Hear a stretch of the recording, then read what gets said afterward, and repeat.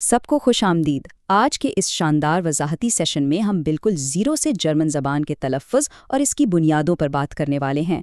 ये एक बहुत ही पुरसुकून, मुनज़्ज़म और दिलचस्प सफ़र होने वाला है, जिसमें हम मिलकर जर्मन हरूफ़े तहज्जी पर मुकम्मल अबूर हासिल करेंगे। तो क्या आप इस खूबसूरत ज़बान की एक मज़बूत बुनियाद रखने के लिए तैयार हैं? चलें शुरू करते हैं। जब हम जर्मन हरूफ तहज्जी की बात करते हैं ना, तो सबसे पहले आपके जहन में बस एक ही अदद आना चाहिए, और वो है 30। जी हाँ, 30। जहाँ अंग्रेज़ी में हमारे पास 26 हरूफ होते हैं, वहीं जर्मन में कुल 30 हरूफ हैं। ये तादाद शुरू में ही बिल्कुल वाज़े कर देती है कि हमें कितना मवाद कवर करना है। अच्छी खबर ये है कि इनमें से ज़्यादातर हरूफ तो आपके लिए बिल्कुल जाने पहचाने होंगे, बस चंद नए और दिलचस्प इजाफे हैं जिन्हें हम आज सीखेंगे। अच्छा, तो जल्दी से देखते हैं कि आज हम किन किन चीज़ों को कवर करने वाले हैं। सबसे पहले हम जर्मन हरूफ तहज्जी की बुनियादी बातों पर नज़र डालेंगे, फिर मेयारी हरूफ और उनके अल्फाज, उसके बाद कुछ मुश्किल हरूफ सही यानी कॉन्सोनेंट्स के फ़र्क को समझेंगे, फिर बारी आएगी उमलाउट्स की, उसके बाद हम मुनफरिद SZ अलामत को देखेंगे और आखिर में एक ज़बरदस्त दोहराई करेंगे। तो आइए सीधा चलते हैं अपने पहले हिस्से की तरफ, जर्मन हरूफ तहज्जी की बुनियादी बातें।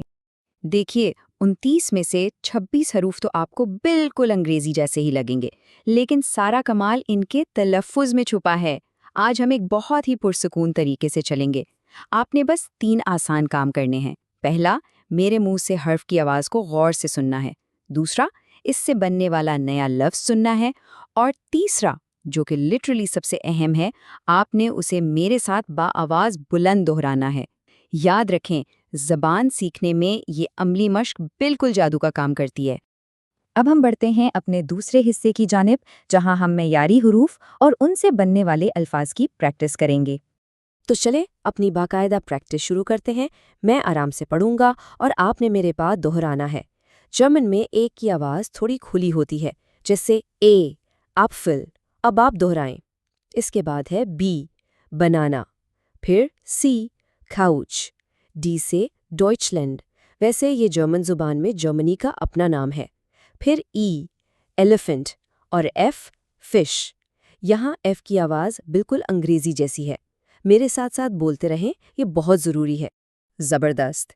इसी तरह आगे बढ़ते हैं। जी, गिटारे, फिर एच, हाउस, वैसे एच भी बिल्कुल अंग्रेजी की तरह साउंड करता है। आई की आवाज़ ई जैसी है, ईगल। अब जे पर ज़रा गौर कीजिए, ये वाई की आवाज़ निकालता है, जैसे योगर्ट। फिर के, काफ़े, और एल, लीबे। इन आवाज़ों की जितनी प्रैक्टिस करेंगे, रवानी उतनी ही जल्दी आएगी। चलें अब एम से आर तक चलते हैं। एम, मन, फिर एन, नागल, ओ, ऑरेंज, पी, पिंगविन। क्यू की आवाज़ भी अंग्रेजी जैसी है, क्विज, और फिर आर, रूट। क्या आप ऊंची आवाज़ में बोल रहे हैं? याद रखें, ये मसल मेमोरी बनाने का बेहतरीन तरीका है, इसलिए शर्माएं मत, बाआवाज़े बुलंद बोलते रहें। और ये लीजिए, हम 26 बुनियादी हरूफ के आखिरी हिस्से तक पहुंच गए हैं। एस, सोना, टी, टे। मज़े की बात यह है कि जर्मन में टी अंग्रेजी से थोड़ा नरम होता है। यू, उआ। अब वी पर ध्यान दें, ये एफ की आवाज़ देता है, फोगल। फिर W, walker, X, xylophone, Y, yak, और आखिर में जेड, ज़ीब्रा। कमाल कर दिया आपने, हमारे 26 बुनियादी हरूफ मुकम्मल हो चुके हैं। अब आते हैं तीसरे और बहुत ही दिलचस्प हिस्से की तरफ, मुश्किल हरूफ सही यानी कॉन्सोनेंट्स के फ़र्क। ज़बान सीखने वालों की दुनिया में हम उन्हें फॉल्स फ्रेंड्स यानी धोखा देने वाले दोस्त कहते हैं। ये वो हरूफ हैं जो दिखने में तो बिल्कुल अंग्रेजी जैसे हैं, लेकिन उनकी आवाज़ें आपको फंसा सकती हैं। ज़रा यहाँ देखें, जर्मन में जे की आवाज़ वाई जैसी होती है, जैसे योगर्ट। वी असल में एफ की आवाज़ देता है, जैसे फोगल। डब्ल्यू की आवाज़ वी में बदल जाती है। जेड तो टी और एस की मिला जुला आवाज़ देता है, जैसे हमने ज़ीब्रा में देखा। और हाँ, एस की आवाज़ अक्सर जेड जैसी हो जाती है। अगर आपने इन ट्रिक्स को जहन में बिठा लिया, तो समझें आपने जर्मन तलफ़्फ़ुज़ की बड़ी उलझनें सुलझा लीं। अगला पड़ाव यानी हमारा चौथा हिस्सा, उमलाउट्स हुरूफ़े इल्लत को कैसे बदल देते हैं। अब हम जर्मन ज़बान के उन 4 मुनफरिद हरूफ की तरफ जा रहे हैं जो बिल्कुल अलग हैं। इनमें सबसे पहले आते हैं उमलाउट्स। ये क्या है? बस ये समझ लें कि ये 2 छोटे नुक्ते हैं जो बुनियादी हरूफ़े इल्लत यानी ए, او اور یو کے اوپر بٹھا دیے جاتے ہیں۔ اور یہ صرف کوئی ڈیکوریشن نہیں ہے، یہ باقاعدہ طور پر حرف کی آواز کی میکینکس کو تبدیل کر دیتے ہیں۔ ان کے لگنے سے ایک بالکل نئی آواز پیدا ہوتی ہے۔ اس سے تھوڑا اور قریب سے دیکھتے ہیں۔ جب اے کے اوپر یہ دو نقطے لگتے ہیں تو یہ اے بن جاتا ہے۔ اس کی آواز اے سے بدل کر ایئر جیسی ہو جاتی ہے، جیسے انگریزی کا لفظ میک یا بیک۔ جرمن میں اس کی بہترین مثال ہے لفظ بیر۔ بالکل اسی طرح جب او اور یو پر یہ نقطے لگتے ہیں تو وہ او اور او بن جاتے ہیں۔ یہ نقطے ان حروف کی آوازوں کو کھینچ کر ایک ٹپکل اور خالص جرمن لہجہ بنا دیتے ہیں۔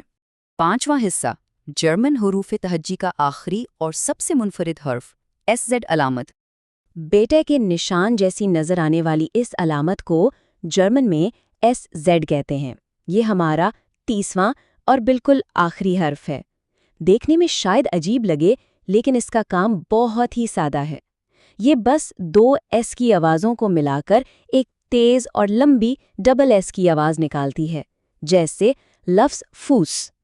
تو بس جہاں بھی آپ کو یہ علامت نظر آئے، سمجھ جائیں کہ یہاں ایک تیز اور واضح س کی آواز نکالنی ہے۔ اور مبتدیوں کے لیے گرامر کا ایک بہت ہی شاندار اور اعتماد دینے والا اصول بتاؤں؟ کوئی بھی جرمن لفظ کبھی بھی ایس زیڈ سے شروع نہیں ہوتا، بالکل نہیں۔ اس کا سیدھا سا مطلب ہے کہ ڈکشنری میں نیا لفظ ڈھونڈتے ہوئے یا پڑھتے ہوئے آپ کو کبھی بھی اس علامت سے شروع ہونے والے لفظ کا سامنا نہیں کرنا پڑے گا۔ یہ ہمیشہ لفظ کے بیچ میں یا بالکل آخر میں ہی آئے گی۔ اور آخر میں ہمارا چھٹا حصہ، ختمی دہرائی اور جائزہ، تاکہ ہم سب کچھ سمیٹ سکیں۔ تو جناب، آج کی ساری محنت کا نچوڑ آپ کے سامنے موجود ہے۔ ہم نے دیکھا کہ جرمن الفابیٹ میں کل 30 حروف ہیں، ان میں سے 26 تو بالکل انگریزی حروف کی طرح دکھتے ہیں، گو کہ ان کا تلفظ اپنا ایک خاص جرمن انداز رکھتا ہے، اور ان کے ساتھ جڑے ہیں 4 بالکل منفرد اور خاص جرمن حروف، یعنی ہمارے 3 املاؤٹس اور ایک ایس زیڈ۔ اگر آپ نے اس چارٹ کو اپنے ذہن میں بٹھا لیا تو یقین مانیں آپ کی جرمن پڑھنے اور بولنے کی بنیاد پتھر کی طرح مضبوط ہو جائے گی۔ آج آپ نے جس طرح ان نئی آوازوں کی پریکٹس کی ہے وہ واقعی قابل تعریف ہے، بہت بہت مبارک ہوں۔ تو اب جب کہ ہم نے حروف تہجی اور تلفظ کی یہ زبردست بنیاد رکھ لی ہے، کیا آپ جرمن گرامر کا اگلا دلچسپ مرحلہ سیکھنے کے لیے تیار ہیں؟ اس مضبوط شروعات کے بعد زبان کی گہرائیوں میں جانے کا یہ سفر اب اور بھی زیادہ مزیدار ہونے والا ہے۔ پریکٹس کرتے رہیے اور اگلے سیشن میں ملتے ہیں۔